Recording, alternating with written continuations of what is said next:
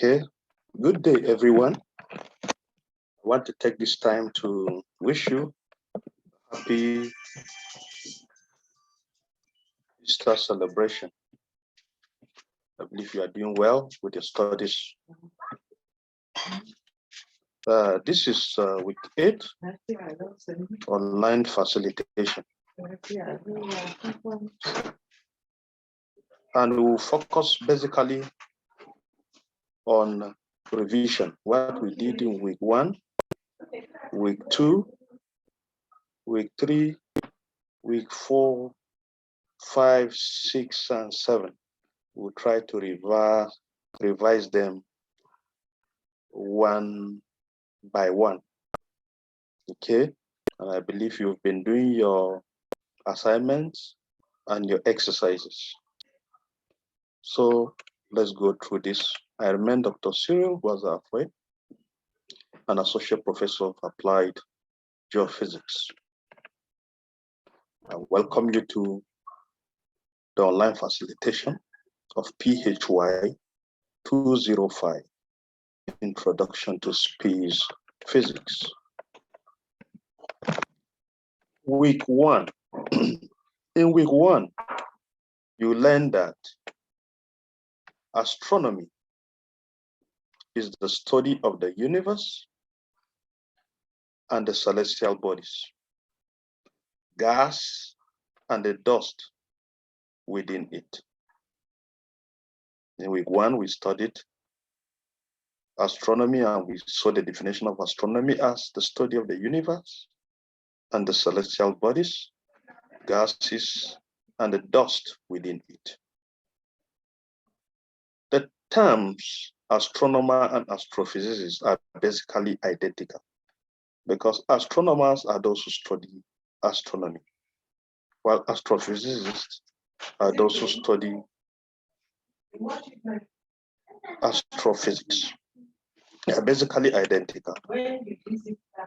Astronomy has a long tradition of practical results, such as our current understanding of the stars, day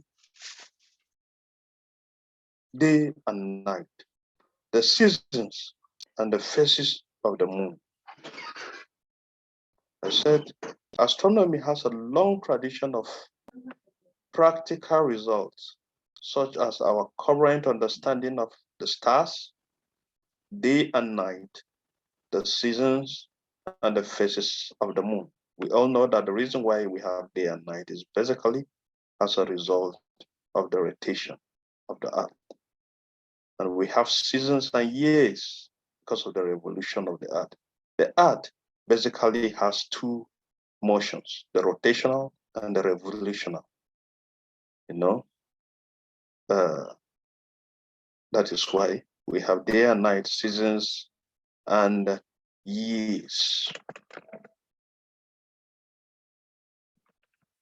We also looked at, in week 1, we saw that a solar system consists of a central star that is orbited by planets and other rocky bodies. The sun, in our solar system, the central star is the sun. Central star is the sun, which holds all the planets, including the earth, in their orbits, and provide light and energy necessary for life. I said in our solar system, the central star is the sun. It holds all the planets, including the earth, in their orbits and provides light and energy necessary for life. In week 1, we also considered that in order of increasing distances from the sun, the planets in our solar systems are Mercury, Venus, Earth, Mars, Jupiter, Saturn, Uranus, Neptune, and Pluto. Okay, there are basically 9 of them. In order of increasing distance from the sun, the planets in our system, solar system, are Mercury, Venus, Earth, Mars, Jupiter, Saturn, Uranus, Neptune, and Pluto. We also saw that comets and asteroids are rocky and icy bodies that are smaller than planets. And the distinction between comets, asteroids, and other small bodies in the solar system is a little fuzzy, not very clear. But generally, a comet is icier than an asteroid and has a more elongated orbit. What did I say?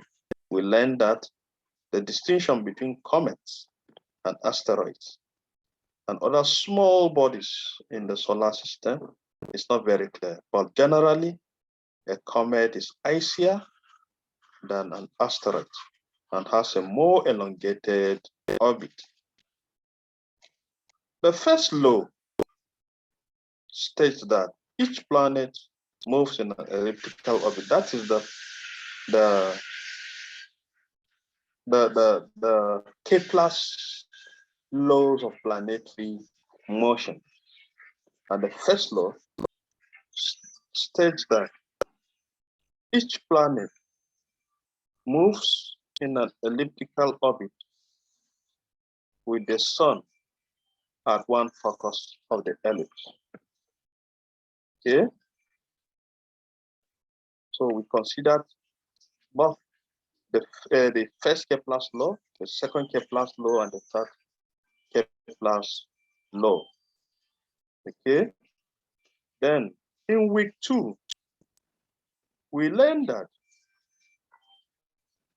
all television coverage travels by satellite.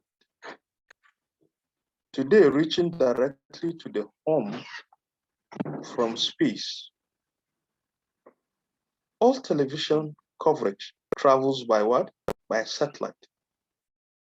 Today, reaching directly to the home from space. We also learned in week 2 that the satellite in geostationary Earth orbit, GEO. GEO is an acronym for geostationary Earth orbit.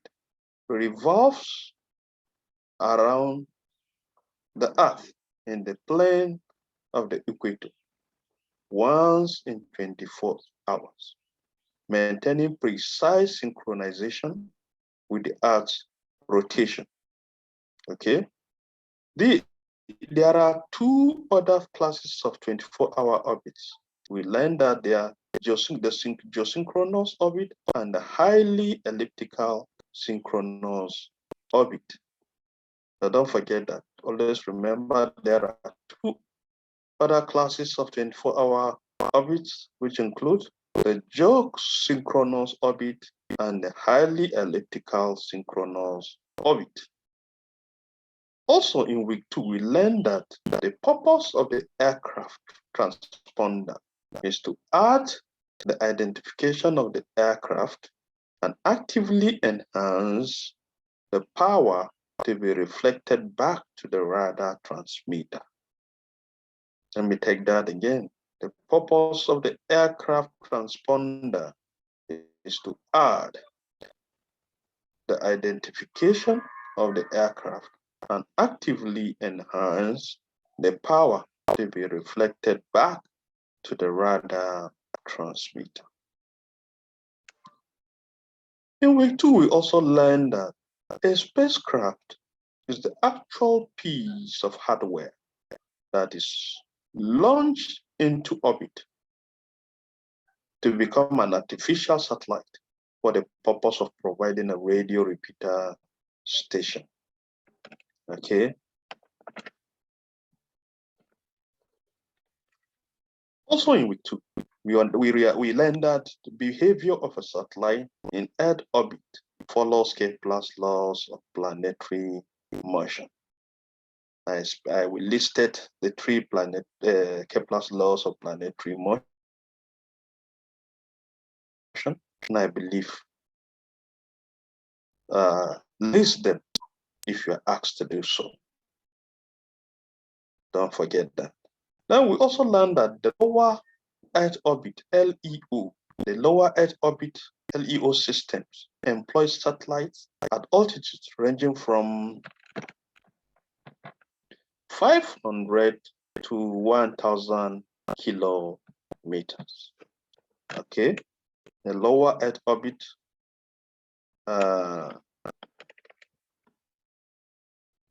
systems employ satellites at altitude ranging from 500 to 1,000 kilometers. Then we also learned that the altitude of a medium Earth orbit, we have the lower Earth orbit, which is LEO. Now we have the medium Earth orbit, MEO. Okay, this one employ satellites at altitudes ranging around 10,000 kilometers, at a period of about 6 hours. Okay, then we'll also learn that the most basic type of relay is the bent pipe style of satellite, which does not alter the nature of the transmission between Earth stations. Let me take that again. We learned that the most basic type of relay is the bent pipe style of satellite, which does not alter the nature of the transmissions between Earth stations. Okay, I know you remember that. We also learned that the property which a satellite network provides via links between users is called connectivity. If I ask you to define connectivity, I believe you should be able to do that. Connectivity is a property which a satellite network provides via links between users. Okay.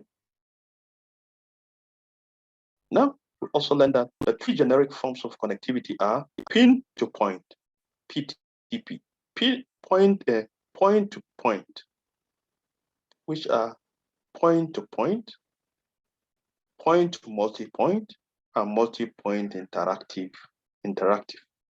I said that again. The three generic forms of connectivity are point-to-point, point-to-multipoint, and the multi-point interactive. So those are the things we learned in week 2. Also, in week 3,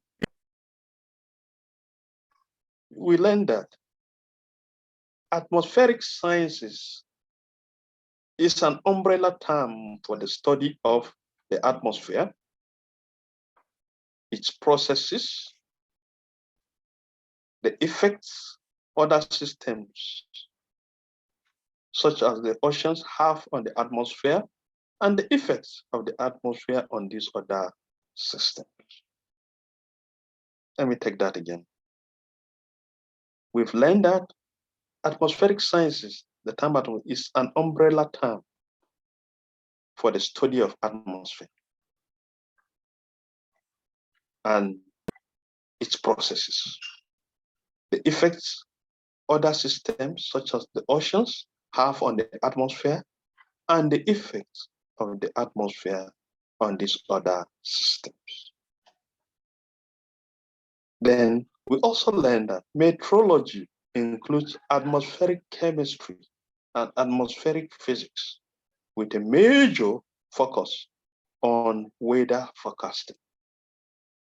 Climatology is the study of atmospheric changes, both long and short term, that define average climates and their change over time due to both natural and anthropogenic climate variability. Let me take that again. We understood in week 3 that meteorology includes atmospheric chemistry and atmospheric physics, with a major focus on weather forecasting.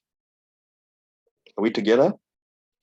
Climatology also is the study of atmospheric changes, both long and short term, that define average climate and their change over time due to both natural and anthropogenic climate variability. You know, climate actually changes the condition of a place over a long period of time. Now, climatology covers both the weather and climate. Okay. Aeronomy, we learned that aeronomy is the study of the upper layers of the atmosphere, where dissociation and ionization are important. Aeronomy is the study of the upper layers of the atmosphere, where dissociation and ionization are important. Also, so that major subdivisions of atmospheric sciences are meteorology and forecasting. Okay, atmospheric physics, atmospheric chemistry, atmospheric dynamics, climatology, and extraterrestrial planetary atmosphere science. All these are major subdivisions of atmospheric sciences. And we also saw that the troposphere is part of the layers of the atmosphere, and it begins at the Earth's surface and extends up to 4 to 12 miles, which is equivalent to 6 to 20 kilometer high. That is, the troposphere is actually where we stay on the surface of the Earth. You know, it ranges from 4 to 12 miles, which is equivalent to 6 to 20 kilometers high. And the stratosphere, which is the second layer, extends from the tropopause up to 31 miles above the Earth's surface. Okay. Then the mesosphere, which is the third layer of the atmosphere, extends from the stratopause to about 53 miles, which is equivalent to 85 kilometers above the Earth.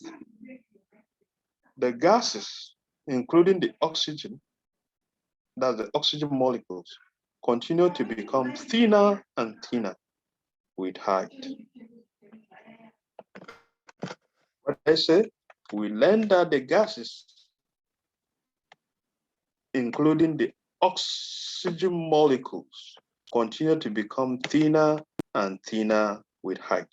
So if you have, let's say, on the Earth's surface, the oxygen is highest in terms of thickness. Then as the altitude increases, the elevation increases to, let's say, a height of 20 kilometers. At that point, the oxygen is very, very thin. Okay, so remember that the gases, including oxygen molecules, continue to become thinner and thinner with height. Okay, the thermosphere extends from mesopause to 430 miles.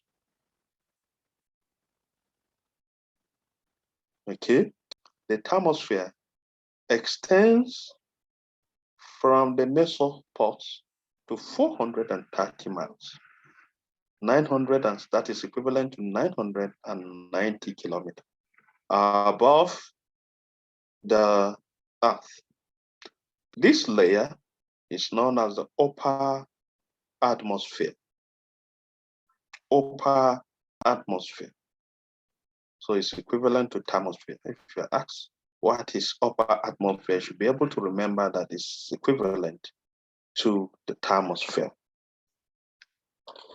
And then the gases, we learned that the gases of the thermosphere are increasingly thinner than in the mesosphere. And subsequently, The exosphere is the outermost layer of the atmosphere. What did I say? The atmosphere is the outermost layer of the atmosphere. It extends from the thermosphere below to 6,200 miles, which is equivalent to 10,000 kilometers above the Earth. Okay. Then we also learned that the Hadley cell, Hadley, Hadley, cell, C-E-L-L, the Hadley cell has a lower latitude air movement towards the equator that with heating rises vertically with poleward movement in the upper atmosphere. I said it's actually the low latitude air movement towards the equator that with heating rises vertically with poleward movement in the upper atmosphere. Okay. Well, we have the Ferrel cell. It's a mid-latitude mean atmosphere circulation cell for weather it was named by William Ferrel in the 19th century. Let me take that again. The Ferrel cell is a mid-latitude mean atmospheric circulation cell for weather. Okay. Then the polar cell. Air rises, diverges, and travels towards the poles at about 60 degrees. Then we also have the convergence. All these terms, we are expected to know them. Convergence, we learned that a net flow is a net inflow of air molecules into a region of the atmosphere. It's associated with increasing surface pressure. Since the mass overhead per unit surface area or weight of the column will increase with time. As the convergence is associated with increasing surface pressure, since the mass overhead per unit surface area or weight of the column will increase with time. Okay.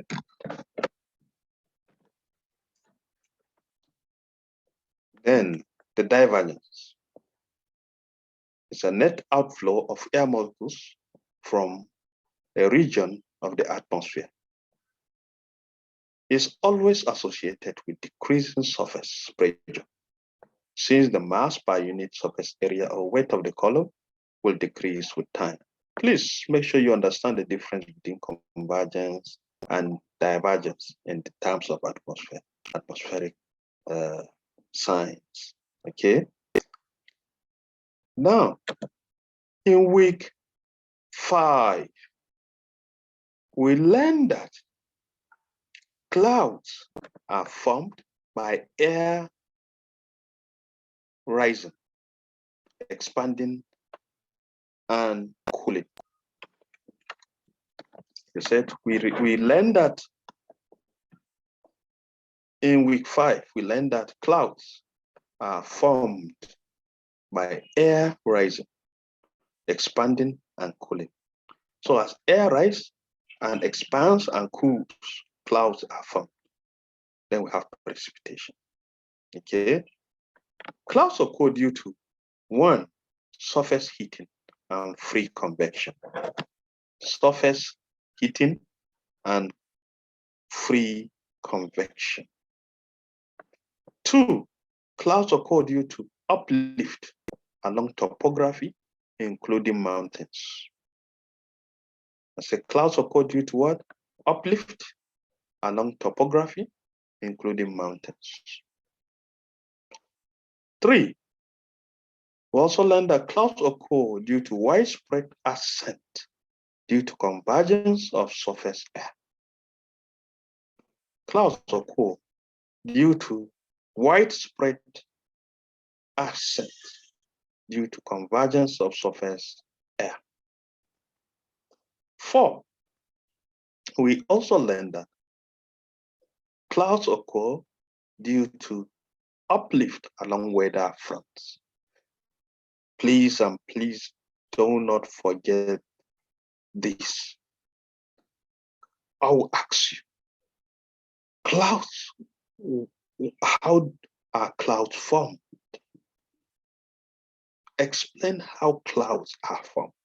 And I expect you to list this. Now, thunderstorms.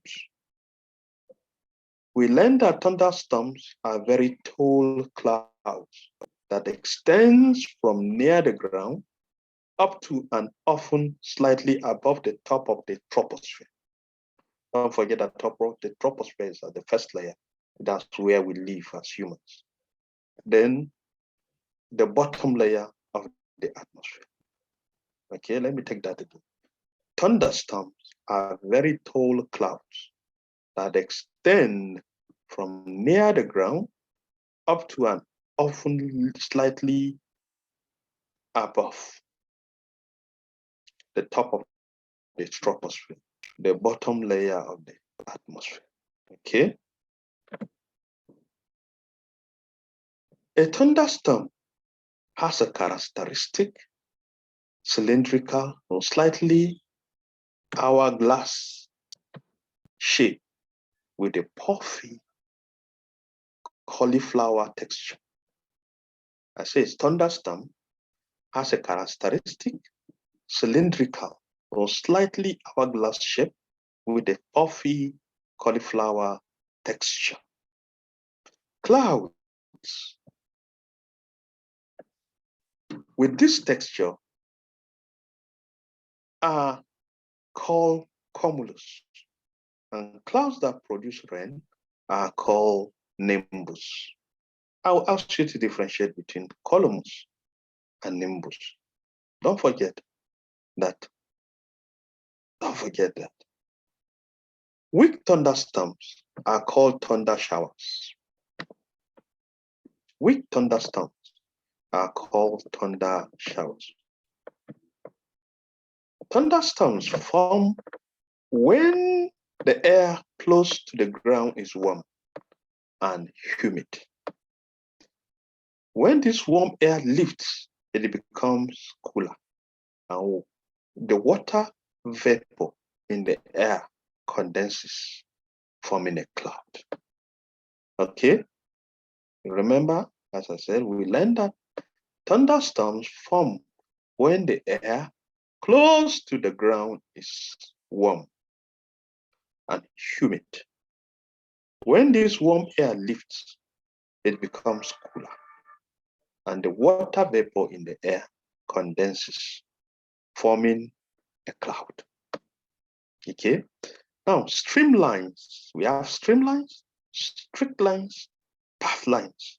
Now, let's look at them one by one. We learned that streamlines are a family of curves that are instantaneously tangent to the velocity vector of the flow,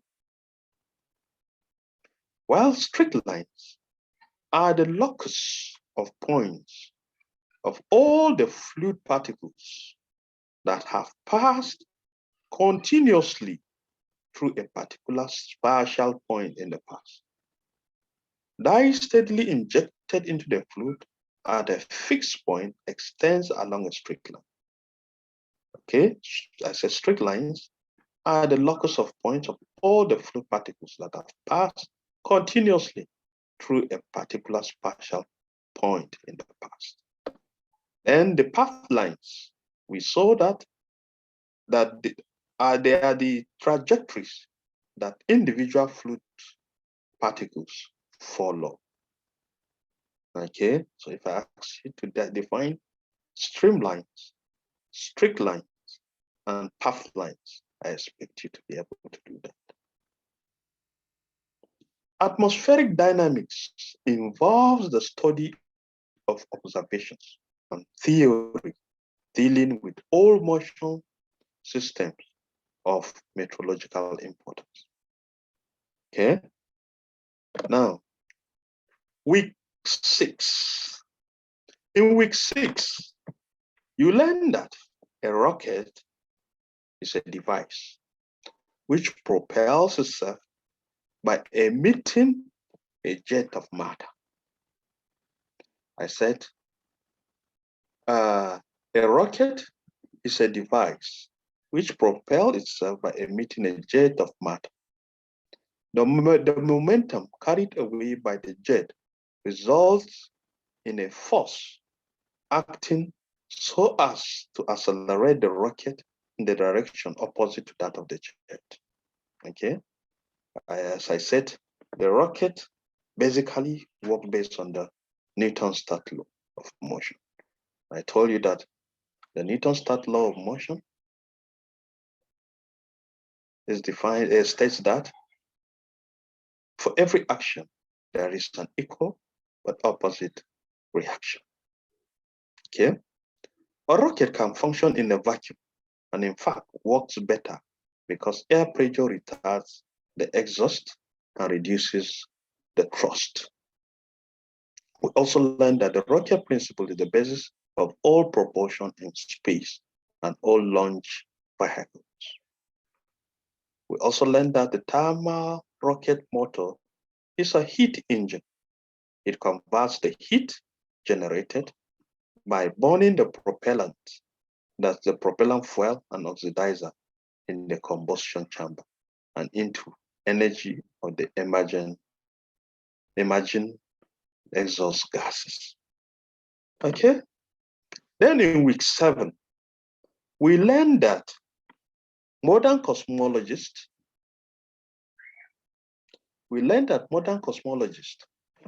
base their theories on astronomical observations, physical concepts such as quantum mechanics, and an element of imagination and philosophy.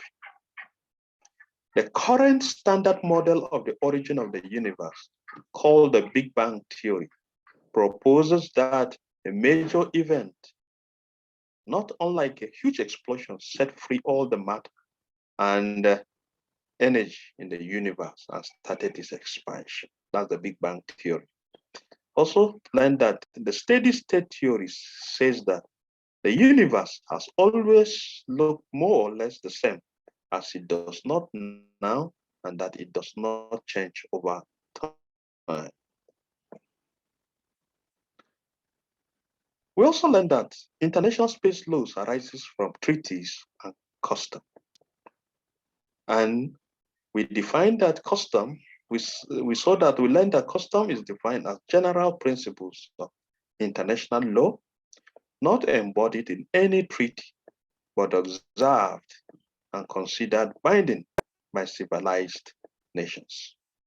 Okay, and we also saw that a system of international law is in the general interest of all nations. It permits business to transact, travel to take place, and cooperation to ensue in healthcare areas. So those are the things we looked at in the week 7.